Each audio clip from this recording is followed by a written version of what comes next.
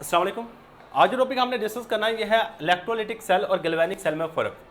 Examination point of view से देखा जाए तो बच्चों ये मोस्ट इंपॉर्टेंट शॉर्ट क्वेश्चन है। क्या हमारे पास ये वाला मोस्ट इंपॉर्टेंट शॉर्ट क्वेश्चन, और मैंने देखा है कि कुछ पेपर्स में ये वाली चीज़ कुछ में लॉन्ग क्वेश्चन के तौर पे भी आ चुकी है। मतलब शॉर्ट क्वेश्चन भी मोस्ट इंपॉर्टेंट है और लॉन्ग क्वेश्चन में भी ये चीज़ आती है। अच्छा, थोड़ा सा ना पहले आप प्रीवियस लेक्चर में हम इलेक्ट्रोलाइटिक सेल को और गैल्वेनिक सेल को डिस्कस कर चुके हैं। गैल्वेनिक सेल का एक और भी नाम है वोल्टिक सेल। क्या नाम देते हैं इसको? वोल्टिक सेल का भी नाम दे रहे होते हैं। बेसिकली हमने कहना इन दोनों में डिफरेंस अगर याद हो ना, हमारे पास गैल्वेनिक सेल इस तरह का था। ये हमारे पास एक बीकर था, इसके अंदर हम लेते थे इलेक्ट्रोलाइट यानी कोई भी ऐसी शय जिसको पानी में हल करके और उसमें से करंट गुजरता है, उसको आपने यहाँ पे डाला है। मैं सिंपल सी एग्जांपल देता हूँ। मैंने आम खाने का नमक लिया, नमक को पानी में हल किया, हल करने के बाद यहाँ पे डाल दिया, ये इलेक्ट्रोलाइट है। अब इसके बाद में मैंने क्या किया, यहाँ पे 2 इलेक्ट्रोड लगाए। क्या लगाए? यहाँ पे 2 इलेक्ट्रोड लगाए और यहाँ पे इसको बैटरी के साथ कनेक्ट कर रही है। पॉजिटिव टर्मिनल, ये नेगेटिव टर्मिनल, सही है। और ये वाला था हमारे पास इलेक्ट्रोलाइटिक सेल। क्या था हमारे पास? Electrolytic cell. और गैल्वेनिक सेल क्या था जी? हमारे पास 2 बीकर थे, 2 बीकर थे और इसके बाद यहाँ पे एक इलेक्ट्रोड लगा रखा था, एक इलेक्ट्रोड यहाँ पे लगा रखा था। इसको बाहर हमने किसी बल्ब वगैरह छोटी सी बल्ब के साथ कनेक्ट किया हुआ था, सही है। और ये वाली चीज़ जलना शुरू हो जाती थी। और यहाँ पे एक इलेक्ट्रोलाइट यूज़ किया हुआ था, एक इलेक्ट्रोलाइट यहाँ पे यूज़ किया हुआ था और यहाँ पे हमने क्या यूज़ की हुई थी? Salt bridge. यहाँ पे हमने साल्ट ब्रिज को इस्तेमाल किया हुआ था। ये हमारे पास है गैल्वेनिक सेल। ये क्या हमारे पास? Galvanic cell. अच्छा, अब इलेक्ट्रोलाइटिक सेल की सबसे पहले डेफिनेशन करेंगे, फिर गैल्वेनिक सेल की डेफिनेशन करेंगे। पहले इलेक्ट्रोलाइटिक सेल की डेफिनेशन, फिर क्या करेंगे? गैल्वेनिक सेल की डेफिनेशन। बट अगर इलेक्ट्रोलाइटिक सेल की डेफिनेशन की जाए तो ये हमारे बिल्कुल सिंपल सी है। द टाइप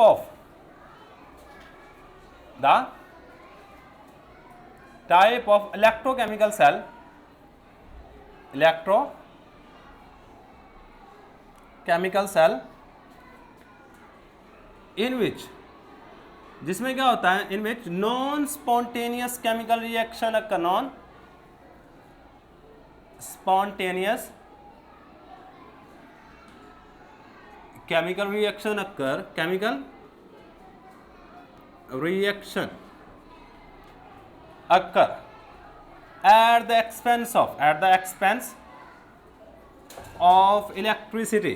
कहता करंट गुजारने पर कोई भी chemical non spontaneous chemical reaction हो रहा हो, इसको हम नाम दे रहे होते हैं इलेक्ट्रोलाइटिक सेल। क्या नाम दे रहे होते हैं? Electrolytic cell. अच्छा, यहाँ पे डेफिनेशन की जाए तो यहाँ पे क्या होता है? नॉन स्पॉन्टेनियस केमिकल रिएक्शन को करवाने के लिए करंट देना पड़ता है। और हम इसकी कंस्ट्रक्शन और वर्किंग वगैरह सारा कुछ डिस्कस कर चुके हैं, जिसमें हमने ये काम करते थे कि NaCl के सोल्यूशन में से करंट गुजारते थे और ये दोनों के दोनों यहाँ पे अलग हो जाते थे। सोडियम मेटल बनती थी और साथ में क्लोरीन गैस बनती थी। ये डायरेक्टली कभी भी रिएक्शन नहीं होती, लेकिन जैसे ही हम करंट गुजारते तो ये 2 चीज़ें हमारे पास बनना शुरू हो जाती हैं, सही है। अब इसके बाद हमारे पास जो नेक्स्ट चीज़ है वो है गैल्वेनिक सेल। नेक्स्ट क्या है हमारे पास? Galvanic cell. तो डेफिनेशन स्टार्टिंग बिल्कुल वैसे ही है। The type of electrolytic cell, the type of electrolytic cell, electrochemical cell. ये दोनों के दोनों टाइप्स हैं इलेक्ट्रोकेमिकल सेल इन विच, जिसमें क्या होता है? स्पॉन्टेनियस केमिकल रिएक्शन होता है, in which spontaneous chemical reaction occur, chemical reaction occur and produce, और इससे पैदा होती है एंड प्रोड्यूस इलेक्ट्रिसिटी। और इससे क्या चीज़ पैदा हो रही होती है? इलेक्ट्रिसिटी पैदा हो रही होती है। इसको हम नाम दे रहे होते हैं इज कॉल्ड गैल्वेनिक सेल। और इसके आगे भी लिख लीजिएगा इज कॉल्ड इलेक्ट्रोलाइटिक सेल। अच्छा, यहाँ पे गौर कीजिएगा, कहता है ये एक ही सेल पर मुश्तमिल होता है। It is consist of one complete cell.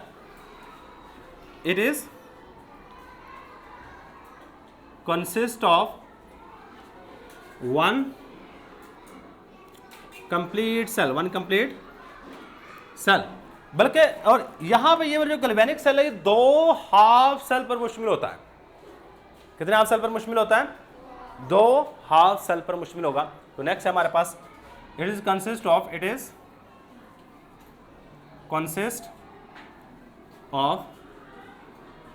2 half cell, 2 half cell, ये 2 हाफ सेल पर मुश्तमिल होगा।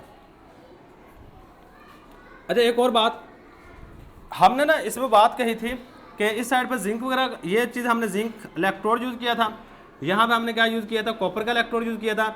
हमने कहा था यहाँ से इलेक्ट्रॉन पैदा होते हैं, इसे हम इसको नेगेटिव चार्ज दिया था, यहाँ पे इलेक्ट्रॉन पहुँचता है, यानी इसको हम नाम देते थे पॉजिटिव का, और इसको हमने नाम दिया था एनोड का, क्योंकि यहाँ पे क्या हो रही थी? ऑक्सीडेशन। इसको हमने नाम दिया था कैथोड का, क्योंकि ये लास्ट लेक्चर में सारी की सारी चीज़ें डिस्कस कर चुके हैं, क्योंकि यहाँ पे क्या हो रही थी? रिडक्शन। और यहाँ पे पॉजिटिव टर्मिनल के साथ जिसको जोड़ा होता है वो चीज़ हमारे पास क्या थी? एनोड। यहाँ पे नेगेटिव चीज़ के साथ जो जोड़ी हुई थी वहाँ पे क्या थी? कैथोड था। सही है। अब यानी कि यहाँ पे एनोड पॉजिटिव चार्ज होता है और कैथोड पे नेगेटिव, लेकिन यहाँ पे बिल्कुल रिवर्स है, एनोड नेगेटिव है, कैथोड पॉजिटिव है। इन इलेक्ट्रोलाइटिक सेल, इन इलेक्ट्रोलाइटिक सेल में cathode is negative, anode is positive, और एनोड क्या हमारे पास? पॉजिटिव है। और गैल्वेनिक सेल में, इन galvanic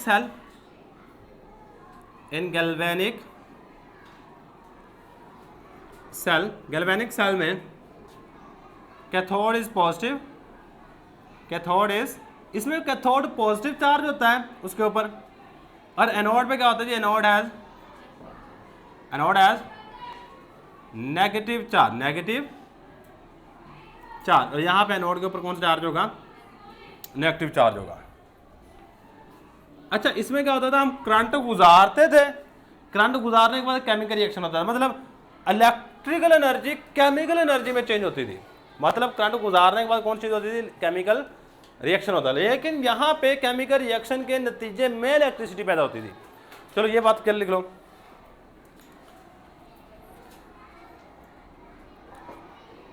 in this cell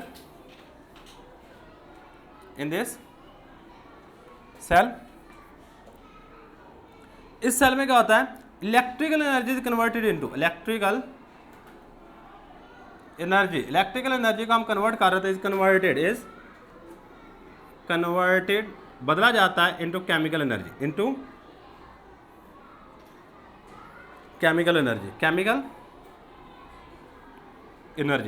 energy में बदल रहे होते हैं। और इस सेल में क्या होता है? In this cell chemical energy is converted into electrical energy. यहाँ पे केमिकल रिएक्शन होता है और उससे इलेक्ट्रिसिटी पैदा होती है। Chemical energy is converted into chemical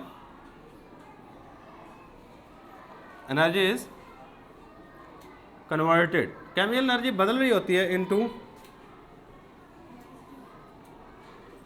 electrical energy